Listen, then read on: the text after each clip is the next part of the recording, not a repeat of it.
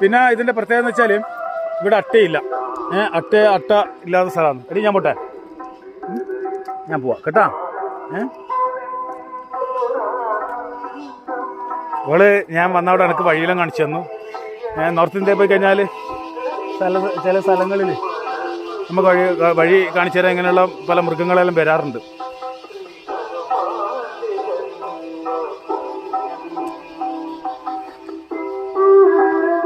നമ്മളതിൻ്റെ ഐതിഹ്യവും ചരിത്രവും ചോദിക്കുമ്പോൾ അത് പറഞ്ഞുതരാൻ വരെ ആർക്കും സമയമില്ല. ഇത്രയും പവിത്രമായ സ്ഥലത്ത് നമ്മളെപ്പോലുള്ള ഒരാൾ എത്തിപ്പെടുമ്പം അതിൻ്റെ സീരിയസ് അറിയാതുണ്ടാവും. എല്ലാം തലമുറേൻ്റെ കടം വീട്ടുന്ന പോലെ വീട്ടുന്നതാണ്, അല്ലാണ്ട് വേറെ ഒന്നല്ല. എന്നാൽ നല്ല നമസ്കാരം. ഞാൻ ഇവിടുത്തെ കാഴ്ചകൾ കഴിഞ്ഞു. ഇനി ഞാൻ